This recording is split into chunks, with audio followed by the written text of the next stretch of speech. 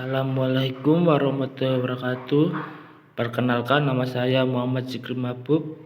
Di sini saya akan menjelaskan salah dua materi kepemimpinan, yaitu evaluasi teori kepemimpinan yang etis dan pedoman kepemimpinan yang etis.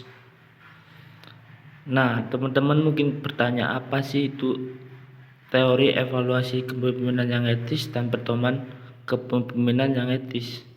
Nah, di sini saya akan menjelaskan sesingkat dan sesimpel mungkin sehingga teman-teman dapat memahami materi ini. Yang pertama, perbandingan pemimpin transformasional dan karismatik. Di sisi persamaan, keduanya menekankan pada kuatnya peran pemimpin sebagai pusat perubahan. Pemimpin membangun visi dan menggunakannya sebagai landasan untuk mempengaruhi dan menginspirasi pengikut. Mereka kemudian memotivasi individu atau orang-orang di sekitarnya untuk mencapai visi tersebut. Pemimpin karismatik menggunakan karisma dan persona mereka untuk memobilisasi orang menuju perubahan. Sementara itu, pemimpin transformasional menggunakan visi bersama untuk melakukannya. Yang kedua, di sini ada kriteria yang disarankan untuk mengevaluasi kepemimpinan yang etis. Nah, kriteria yang harus kita miliki agar kita menjadi pemimpin yang etis, yaitu di sini ada melayani pengikut dan organisasi. Lalu ada upaya untuk menyeimbangkan dan mengintegrasikannya. Lalu selanjutnya ada mengembangkan visi berdasarkan masukan pengikut tentang kebutuhan, nilai dan ide mereka. Lalu di sini hal yang harus kita hindarkan atau hilangkan agar kita tidak menjadi pemimpin yang tidak etis, yaitu memenuhi kebutuhan pribadi dan tujuan karir. Lalu menyenangkan pemangku kepentingan yang memberi manfaat yang paling banyak.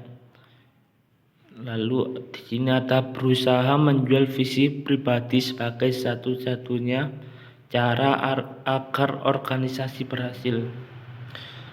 Lalu ketiga ada program untuk mempromosikan perilaku etis. Bentuk tidak langsung dari pengaruh kepemimpinan terhadap perilaku pengikut adalah menetapkan program dan sistem. Contohnya yaitu program etika termasuk kode etik formal, komite etik yang bertanggung jawab untuk mengembangkan kebijakan dan praktik. Lalu ada metode pelaporan masalah etika kepada manajemen puncak yang bertujuan untuk memantau etika perilaku. Lalu ada proses disipliner, yaitu untuk menangani perilaku yang tidak etis.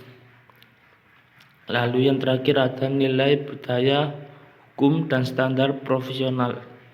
Kepemimpinan etis juga dipengaruhi oleh nilai budaya, norma sosial, persyaratan hukum, dan standar profesional di negara tempat organisasi itu berada.